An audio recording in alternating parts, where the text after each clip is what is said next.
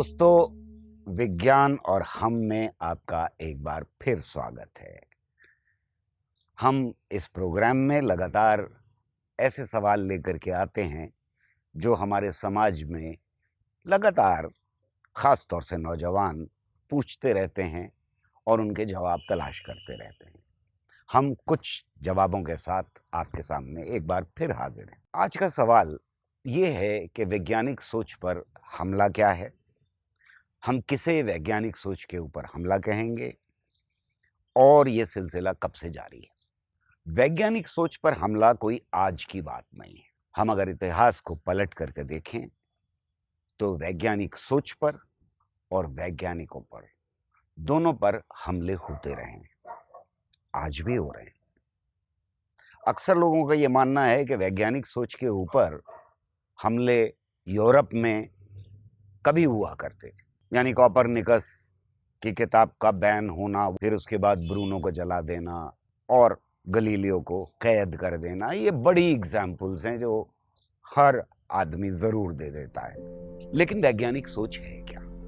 पहले इसके ऊपर बात। वैज्ञानिक सोच हम उस सोच को कहते हैं जो नए आंकड़ों, नए ऑब्जर्वेशन, नए चिंतन की वजह से हमारी सोच में, हमारी इस सृष्टि को देखने के तरीके में और नए आयाम, नए दरवाजे खोलने में हमारी मदद करती है और हमारी पुरानी परंपराओं को, पुरानी सोच को, पुरानी समझ को सृष्टि के बारे में और समाज के बारे में चैलेंज करती है, उसको नए अंदाज में देखने के लिए आपको दावत देती है। तो अगर ये एक बड़ी डेफिनेशन, एक बड़ी परंपरा मान ली जाए वैज्ञानिक सोच की, तो इसका मतलब ये हुआ कि जो कुछ हमारी समझ है आज की, जो हमारी जिंदगी को ढाल रही है या सिर्फ हमारी सोच को ढाल रही है, उसको चैलेंज करना, उसको कसौटी पर डाल देना, ये वैज्ञानिक सोच हुई। पुरानी मान्यताओं को छोड़ने की हिम्मत, नई चीजों को मानना, ये वैज्ञानिक सोच की परंपरा हुई कि अगर ये हिम्मत हमारे अंदर है तो फिर हम वैज्ञानिक सोच रखते हैं। और इंसान के समाज के इतिहास को अगर देखा जाए तो हमेशा ऐसे लोग रहे हैं जो लगातार पुरानी मान्यताओं को चुनौतियां देते रहे और उन्होंने कुर्बानियां दी। आज के दौर में अगर हम अब के हिंदुस्तान को देखें तो आज़ादी के बाद हमारे कॉन्स्टिट्यूशन ने, हमारे नेताओं ने, हमारे साइंटिस्ट ने ये प्रण लिया था कि हमारे देश की बुनियाद जो रखी जाएगी वो विज्ञान, तकनीक और उसके साथ साथ वैज्ञानिक सोच पर रखी जाएगी। जरा सोचिए, ये फैसला उस वक्त लिया गया जब हमारे देश में लगभग 94% महिलाएं पढ़ी लिखी नहीं थी और लगभग 90% मर्द इलिटरेट थे। आज के दौर में ये हमें साफ दिखाई दे रहा है कि उस सोच के ऊपर कई तरह का हमला हो रहा है। खास तौर से 2014 के बाद से ये हमला कहीं ज्यादा तेज हो गया है। जैसा मैंने कहा कि ऐतिहासिक तौर के ऊपर हमेशा साइंस के ऊपर, साइंटिफिक सोच के ऊपर हमला करने वाली ताकतें समाज में हर सभ्यता के अंदर रही हैं, हमारे यहाँ भी थी, आज भी। लेकिन आज 2014 के बाद उन लोगों को इज्जत की नजर से देखा जाने लगा है जो साइंस की के ऊपर हमला कर रहे हैं, साइंटिफिक सोच के ऊपर हमला कर रहे हैं। इसके कुछ उदाहरण दे देते हैं। एक तरफ ये हमला बाबाओं की तरफ से किया जा रहा है, यानी हमारे देश में 80 के दशक के बाद बाबाओं का उदय होना शुरू हुआ और वो इतने मजबूत हो गए, उन्होंने इतनी दौलत इकट्ठा कर ली, उन्होंने इतने अपने फॉलोअर्स बना लिए देश के अंदर कि उनकी ताकत को चैलेंज करना हमारे पॉलिटिशियंस के लिए भी मुश्किल हो गया। तो एक तरफ तो ये हमला है, वो आज़ादी के साथ कभी कभी साइंस का इस्तेमाल करके, कभी कभी साइंस के अल्फाज का इस्तेमाल करके, शब्दों को लेकर के उन्हें तोड़ मरोड़ के आपके सामने पेश कर रहे हैं और वो हमला कर रहे हैं। एक बाबा की तो इतनी हिम्मत हो गई कि उन्होंने ये कहना शुरू कर दिया कि मॉडर्न मेडिसिन बेकार है और हमें आयुर्वेदा की तरफ वापस जाना चाहिए। उन्होंने मॉडर्न मेडिसिन को कटघरे में खड़ा कर दिया। ये बात अलग है कि उसके बाद माफ़ी मांगनी पड़ गई उनको, लेकिन आज भी वो हमला कर रहे हैं, लगातार हमला कर, जिन बाबा की मैं बात कर रहा हूँ इनमें से बहुत सारे बलात्कारी बाबा हैं, तो इनसे हम और कुछ उम्मीद भी नहीं रख सकते। दूसरी तरफ हमें यह हमला दिखाई देता है हमारे राजनेताओं से, पॉलिटिशियंस से, और खासतौर से वो जो आरएसएस की कार्यशालाओं में पले बढ़े और ढाले गए हैं। तो ये बात साफ हो जाती है कि पॉलिटिक्स का ये काम कि वो साइंस को बढ़ावा देगी, उसकी रक्षा करेगी, ये आज खत्म होता हुआ दिखाई दे रहा है। ये साइंस के ऊपर एक बड़ा हमला है। तीसरी तरह का हमला हमें दिखाई दे रहा है हमारे विज्ञान के संस्थानों में, जहां दगाबाजी वाली साइंस करने के लिए प्रोजेक्ट्स दिए जा रहे हैं, जहां साइंटिस्ट से ये कहा जा रहा है कि सरस्वती रिवर की खोज करो, उसके लिए प्रोजेक्ट, जहां कहा जा रहा है कि गोबर में सोना तलाश करो और इसके लिए प्रोजेक्ट दिया जा रहा है, गाय के गोबर में, जहां कहा जा रहा है कि गाय के पेशाब में क्या अच्छाइयां हैं वो ढूंढने की कोशिश करो। मैं क्यों कह रहा हूं कि ये साइंस के ऊपर हमला है? आचार्य पीसी रे, यानी 100 साल से अब तक, जिनको केमिस्ट्री का फादर हिंदुस्तान में कहा जाता है, जनक कहा जाता है, उनके ज़माने से आज तक हमारे देश के साइंटिस्ट ने, हमारे देश के वैज्ञानिकों ने जो काम केमिस्ट्री में किए हैं वो लाजवाब। हर गली चौराहे पे आज के हिंदुस्तान में पेशाब टेस्ट करने की लैब है। आपको डॉक्टर लिखता है और शाम तक रिपोर्ट आ जाती और आपकी बीमारी का पता लगा लेता है। ऐसे देश में अगर ये कोई कहे कि हमें नहीं मालूम और अब प्रोजेक्ट करने की ज़रूरत है कि गाय के पेशाब में क्या निकलेगा, तो इससे ज़्यादा साइंटिस्ट की बेइज्जती करने की क्या बात हो सकती है? यानी हम साइंटिस्ट की बेइज्जती भी कर रहे हैं और उसके साथ साथ विज्ञान और वैज्ञानिक दृष्टिकोण के ऊपर एक भयानक हमला भी कर रहे हैं। हमें ये कहा जा रहा है कि संजीवनी बूटी ढूंढो, उसके लिए प्रोजेक्ट्स किए जा रहे हैं। संस्थानों का कल्चर बदलने की कोशिश है, उनकी संस्कृति बदलने की कोशिश है, साइंस के रास्ते पर चलने से हटा करके मिथकों के रास्ते के ऊपर चलाने की उसे कोशिश की जा रही है। ऐसे लोगों को भरा जा रहा है जिनमें एक साहब तो आईआईटी के डायरेक्टर हैं और वो ये कहते हैं कि वो आत्माओं से बात कर सकते हैं। ये हिम्मत अब से 20 साल पहले किसी साइंटिस्ट की नहीं पड़ सकती थी। इसरो को मजबूर किया जा रहा है कि वो आकाश तत्व के ऊपर रिसर्च करे, इंटरनेशनल कॉन्फ्रेंस करे।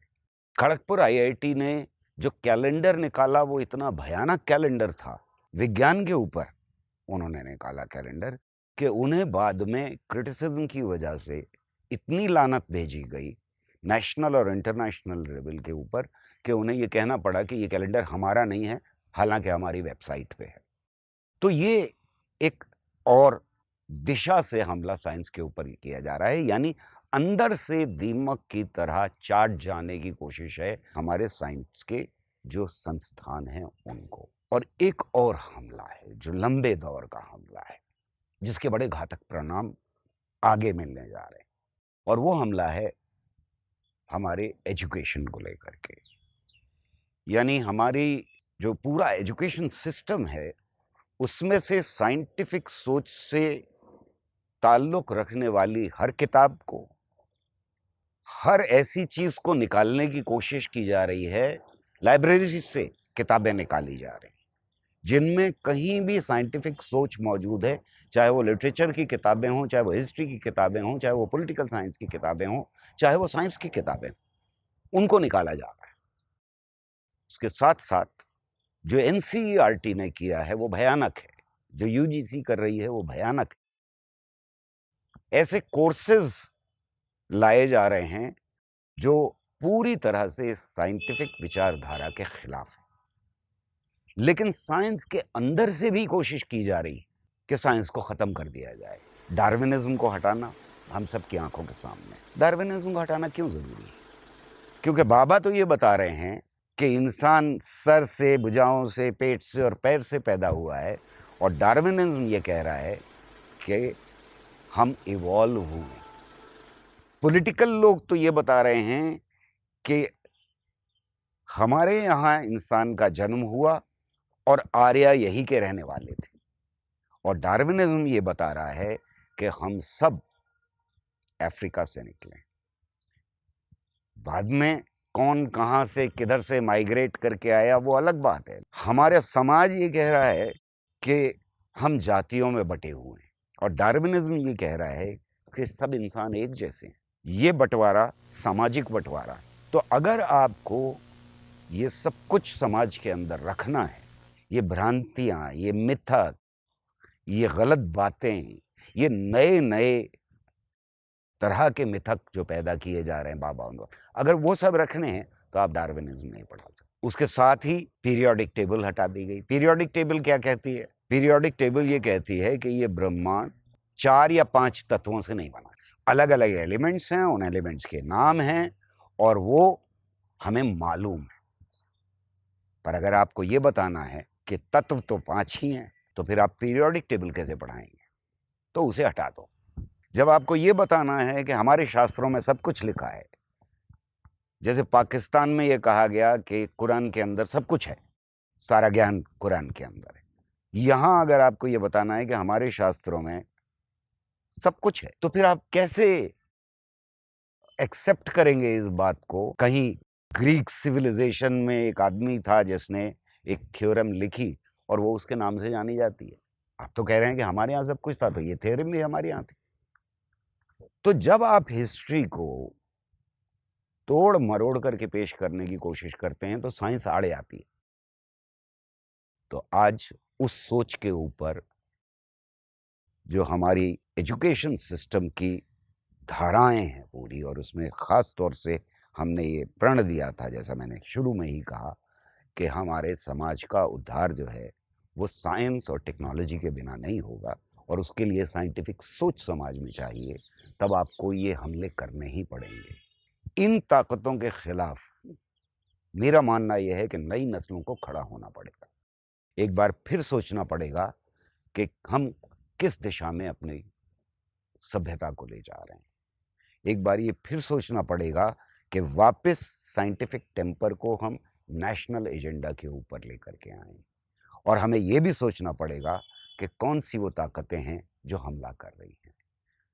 जब हमें ये सुनाई दे कि प्रधानमंत्री कहें कि हमारे देश में प्लास्टिक सर्जरी थी और गणेश जी उसका प्रमाण हैं, या ये कोई कहे करंट टेस्ट ट्यूब बेबी थे, या ये कोई कहे कि हमारे यहाँ तो टेलीविज़न और इंटरनेट पुरातत्व काल में था, और अगर टेलीविज़न था या इंटरनेट था तो सैटेलाइट था, और सैटेलाइट भेजा गया होगा तो रॉकेट था, और रॉकेट था तो मिसाइल था, मिसाइल था तो एटम बम। इस तरह की जब कोई बकवास करे, चाहे वो पॉलिटिकल लीडर हो, चाहे वो आपकी क्लास में पढ़ाने वाला हो, चाहे वो किसी बाजार में खड़ा हो करके या कोई पार्क में बैठा हुआ अंकल इस तरह की बात कर रहा हो, या आपके ड्राइंग रूम में आपके घर में कोई इस तरह की बात कर रहा हो, तो वो साइंटिफिक टेम्पर के ऊपर हमला है। हमें ये मालूम है कि हमारा संविधान दुनिया की सबसे खूबसूरत किताबों में से एक है, जो हमें आह्वान करता है कि ये हर नागरिक का दायित्व है 51 शेड्यूल के हिसाब से कि वैज्ञानिक दृष्टिकोण फैलाना, जिज्ञासा को उजागर करना और मानवता के लिए काम करना हर देशवासी का फर्ज है। तो फिर उस खूबसूरत किताब के ऊपर चलना है या हमें बाबाओं की सुननी है, फैसला आपके हाथ में है। मिलते हैं अगले एपिसोड में एक नए सवाल के साथ।